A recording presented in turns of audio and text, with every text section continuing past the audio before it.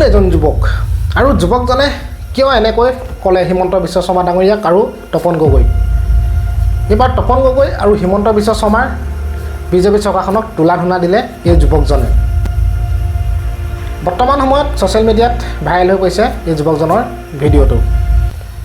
আপোনালোকে হয়তো গম পাইছিলে যে কালি পৰহি হয়তো কিবা অৰুণোদয় আঁচনি কিবা ফৰ্ম আচলতে বিলাবলৈ গৈছিলে যেহেতু নিৰ্বাচনৰ আগত তেওঁলোকে এইবিলাক কাম কৰিবলৈ যোৱাৰ কাৰণেই গোটেই ছ'চিয়েল মিডিয়াত তোলপাৰ লাগিছিলে আৰু ৰাইজে ধৰি মেলি হাতেলতে ধৰি লপাথপা দিছিলে বা যি কি নহওক এই যুৱকজনেনো কি ক'লে হিমন্ত বিশ্ব শৰ্মা ডাঙৰীয়াক আৰু তপন গগৈ ডাঙৰীয়াক কি ক'লে আপোনালোকে যদি ভিডিঅ'টো ভাল ধৰণে চায় তেতিয়া আপোনালোকে সকলোখিনি কথা গম পাব কিন্তু তাৰ আগতে আপোনালোকে যদি কোনোবা নতুনকৈ মোৰ চেনেলটোলৈ আহিছে চেনেলটো প্লিজ এটা লাইক আৰু চেনেলটো ছাবস্ক্ৰাইব কৰিবলৈ আপোনালোকে নাপাহৰিব তেতিয়াহ'লে যুৱকজনে আচলতে কেলৈ ক'লে কিয় ক'লে আপোনালোকে ভিডিঅ'টো চালে সকলোখিনি গম পাব আপোনালোকে যে এতিয়া ঘৰে ঘৰে সোমাই আঁচনিবোৰ বিতৰণ কৰি আছে কিহৰ বাবে অৰুণোদয় আঁচনি ফৰ্ম ফিল আপ বা লাখপতি বাইদেউৰ আঁচনি ফৰ্ম ফিল আপ আপোনালোকে এতিয়া বৰ্তমান ঘৰে ঘৰে সোমাই কৰিবলগীয়া কাৰণটো কিয় হৈছে 10টা বছৰে আপোনালোক ক'ত আছিলে তপন গগৈ ডাঙৰীয়া বৰ্তমান আপোনাক এই প্ৰশ্নটো সুধিব বিচাৰিছোঁ 10টা বছৰে আপোনাক আমি দেখা নাই যদি আমি কওঁ যে লোকসভা সমষ্টিৰ সাংসদজনৰ নাম কি আপোনালোকৰ লোকসভা সমষ্টিৰ সাংসদজনৰ নাম কি তপন গগৈ বুলি বহুতে জানে কিন্তু তেখেতক লেমৰ পোহৰটো হয়তো বহুতে দেখি পোৱা নাই বৰ্তমান নিৰ্বাচনী প্ৰচাৰৰ সময়ত হিমন্ত বিশ্ব শৰ্মাই তেখেতক সংগ দিছে আৰু তেখেতে জনসমৰ্থন লৈ তেখেতলোক হয়তো বিজেপি সেইসকল লাংগু পাংগুৱে হ'ব লাগিব সেইসকলক লগত লৈ সেইদৰে যি নিৰ্বাচনী মনোনয়ন পত্ৰ দাখিলৰ বাবে গৈছে তাৰ পূৰ্বে আমি কিন্তু তপন গগৈ ডাঙৰীয়াক কোনো এটা সক্ৰিয় কামত আমি দেখিবলৈ পোৱা নাই পুনৰ ভোট ভিক্ষা সময়তহে তেখেতে বৰ্তমান সময়ত এনেদৰে ওলাই অহা দেখিবলৈ পোৱা গৈছে সমাগত লোকসভাৰ নিৰ্বাচনৰ যি নিৰ্বাচনৰ আচৰণবিধি ভংগ কৰিলে বহুখিনি আইনী প্ৰক্ৰিয়া আছে সেই আইনী প্ৰক্ৰিয়াৰ জৰিয়তে শাস্তি বিহা হ'বনে নহয় এতিয়া নে শাসনাধিষ্ঠ চৰকাৰ বুলি বাছি যাব আইন সকলোৰে বাবে যদি সমান হয় তেতিয়াহ'লে নিৰ্বাচনী আচৰণবিধি ভংগ কৰাৰ বাবে এখেতলোকৰ ওপৰত কিবা ব্যৱস্থা কৰা হ'বনে মুখ্যমন্ত্ৰী হিমন্ত বিশ্ব শৰ্মা ডাঙৰীয়া আপুনি কথাবোৰ গম পাইছেনে নাই পোৱা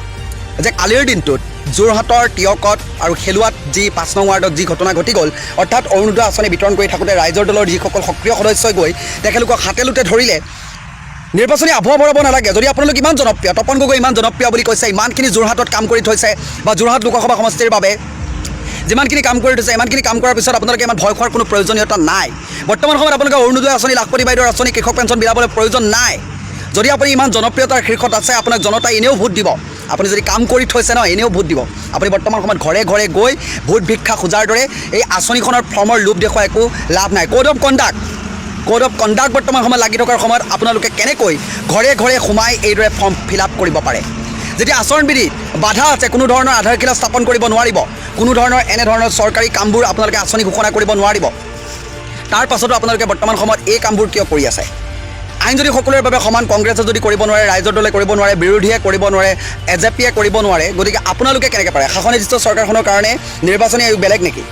শাসনাধিষ্ঠ চৰকাৰখনৰ কাৰণে আইনখন বেলেগ নেকি যদি তেনেকুৱা হয় তেতিয়াহ'লে সেই আইনৰ ওপৰত কাৰো ভৰসা নাইকিয়া হৈ যাব আইনখন আপোনালোকে বনাব আপোনালোকে ভাঙিব আপোনালোকৰ মানুহে ভাঙিলে একো নহয় সাধাৰণ জনতাই ভাঙিলে তেখেতলোকৰ ওপৰত দুখৰ ওপৰত দুখ জাপি দিবলৈ আপোনালোক ৰখি থাকে কথাখিনি কোৱাৰ বাবে কাৰোবাৰ গাত যদি লাগিছে তেতিয়াহ'লে বেয়া পাই একো লাভ নাই যদি আপোনালোকে ইমান জনপ্ৰিয় আপোনালোকে কাম কৰি থৈছে তেতিয়াহ'লে আপোনালোকে এই 2টা দিন বা নিৰ্বাচনী দিন ঘোষণা কৰাৰ পিছত এতিয়া আঁচনি আপোনালোকে বিলাই লাভ নাই যেতিয়া বিলাব লাগিছিলে তেতিয়া আপোনালোকৰ মনত পৰা নাছিলে বৰ্তমান এতিয়াও বহুজনে পাই আছে নোপোৱাই নাই কেৱল মাত্ৰ চাইছে কেৱল মাত্ৰ কৈছে কিন্তু সেইসকল জনতাক আপোনালোকে দিব সময়ত আপোনালোকে মনত পৰিছিলনে সেইসকল আপুনি দিয়াৰ ব্যৱস্থা কৰিলেনে কিটো প্ৰক্ৰিয়াৰ কোনে কোনে পোৱা নাই সেই ব্যৱস্থা কৰিলেনে এই নিৰ্বাচনলৈ 2টা দিন থাকোঁতে আপোনালোক বৰ্তমান সময়ত আহি ঘৰে ঘৰে যে কিবা লালিপপ দিয়াৰ গতে আপোনালোক সেইদৰে সোমাই যে অৰুণোদয় আঁচনি বিলাই আছে সাধাৰণ জনতাই সকলোৱে এতিয়া বুজি পোৱা হৈছে আপোনালোকে নাভাবিব যে আমিয়ে সৰ্বেসৰ্বা আমিয়ে চব জানো আপোনালোকৰ ওপৰতে হেড অফিচটো দিয়া নাই সকলোৰে ওপৰতে হেড অফিচটো দিছে সকলোৱে বিচাৰ বিবেচনা কৰিব পৰা গুণটো এতিয়া সকলোৰে হৈছে আপোনালোকে কেৱল মাত্ৰ নাভাবিব যে আমি যিটো কম সেইটোৱে হ'ব আমি যদি কৰোঁ একো নাই আপোনালোকে কৰিলে ফুল চন্দন পেলাব লাগিব আমি কৰিলে আপোনাৰ মদাৰ ফুল দিব এনেকুৱা কথাবোৰতো নহ'ব যদি জনতাৰ সকলোৰে বাবে আইন সমান হয় আইনখন যদি এখনেই বনাইছে তেতিয়াহ'লে নিৰ্বাচনী আয়োগকো এইটো কথা ক'ব বিচাৰিছোঁ আপোনালোকে যদি সক্ৰিয়তাৰে যদি নিজৰ মান অক্ষুণ্ণ ৰাখিবলৈ মন আছে ন কোনো ধৰণৰ পাৰ্চনেলাইজ নকৰিব বস্তুবোৰ কোনো শাসকীয় দল বুলি বিৰোধী দল বুলি আপোনালোকে নকৰিব নিৰ্বাচনী আয়োগ অৰ্থাৎ আপোনাৰ ডিপাৰ্টমেণ্টৰ যোনটো সত্তা আছে সেই সত্তাটো আপোনালোকে ব্যৱহাৰ কৰক যদি কোনোবাই যদি নিৰ্বাচনী প্ৰচাৰ কৰিব নোৱাৰে বৰ্তমান আধাৰশিলা স্থাপন কৰিব নোৱাৰে বিজেপি চৰকাৰে কেনেকৈ পাৰে বিজেপিৰ শাসনাধিষ্ঠ যিসকল নেতা আছে সেইসকলে কেনেকৈ পাৰে এই প্ৰশ্নবোৰ এতিয়া সাধাৰণ জনতা আপোনালোকৰ বাবে এতিয়া ঠেলি দিবলৈ বাধ্য হৈছে কাৰণ আপোনালোকে তেনেকুৱা কামবোৰ কৰিছে নিৰ্বাচনী বৰ্তমান প্ৰচাৰ কৰিব নোৱাৰে আধাৰশিলা স্থাপন কৰিব নোৱাৰে তেখেতলোকে অৰুণোদয় আঁচনি ঘৰে ঘৰে বিলাই ফুৰিছে বিভিন্ন ধৰণৰ আঁচনি ঘোষণা কৰিছে আমুক দিম তামুক দিম সেই মিটিঙে মাতাঙে আপোনালোকে শুনিয়ে আছে যে আমি এবাৰ আমুক দি দিম তামুক দি দিম আপোনালোকেতো কৈছিলে যে এনেকুৱা প্ৰচাৰ কোনো ধৰণৰ কৰিব নোৱাৰিব মঞ্চই উঠি তেনেকুৱা কামবোৰ চলি আছে তেনেকুৱা ঘোষণাটো কৰি আছে আমি এইটো কৰিছোঁ আমি সেইটো কৰিছোঁ সেই কথাবোৰতো চলি আছে নে নিৰ্বাচনী আয়োগ তেখেতলোকৰ ক্ষেত্ৰত মৌন কিয় আইনখনৰ ওপৰত যদি বিশ্বাসটো ৰাখিবলৈ মন আছে ন নিৰ্বাচনী আয়োগৰ ওপৰত যদি বৰ্তমান যিটো নিৰ্বাচনৰ বতৰ সেইকাৰণে নিৰ্বাচনী আয়োগক দুখ দিব লাগিব নিৰ্বাচনী আয়োগ বা আইন প্ৰশাসনৰ যদি আপোনালোকৰ সত্তা বা নিজৰ বিশ্বাসটোৰ ওপৰত আপোনালোকৰ প্ৰতি যি আনুগত্য থাকিব লাগে সেইটো যদি আপোনালোকক অক্ষুণ্ণ ৰাখিবলৈ মন আছে তেতিয়াহ'লে এই কামবোৰৰ ওপৰত আপোনালোকে নজৰ ৰাখক মুখ্যমন্ত্ৰী হিমন্ত বিশ্ব শৰ্মা ডাঙৰীয়া আপুনি যিটো সক্ৰিয়তাৰে বস্তুবোৰ পুংখানুপুংখভাৱে নিৰীক্ষণ কৰে তেতিয়াহ'লে এই বস্তুটো আপুনি গম পায় নে নাপায় নে আপোনাৰ লাংগু পাংগু পালি নেতাসকলে পুৱাই পাক বা দিয়াকে দি থাকি এতিয়া বৰ্তমান ভোটটো যদি নাপায় এইটো ৱাৰ্ডৰ পৰা হাৰি যাবলৈ হ'লে তেখেতৰ ওপৰত ৰিস্ক পৰিব বুলি বৰ্তমান সময়ত এনেকুৱা ব্যৱস্থাবোৰ কৰিছে নেকি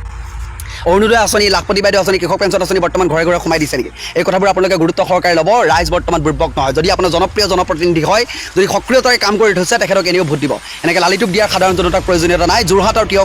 যোৰহাট তিয়কৰ আৰু এই খেলুৱা বলকৰ যিটো ঘটনা হৈ গ'ল সেই ঘটনাটোৱে এইটো প্ৰমাণ কৰিলে যে আপোনালোকে কিমানখিনি কাম কৰি থৈছে কিমানখিনি মানুহৰ মনত আছে কিহৰ বাবে আপোনালোকে বৰ্তমান সময়ত এনেদৰে ঘৰে ঘৰে সোমাই ভোট ভিক্ষা মাগিব লগা হৈছে সেই কথাটো কিন্তু একদম অতিকে লক্ষণীয় আপোনালোকে কথাটো গুৰুত্ব দিব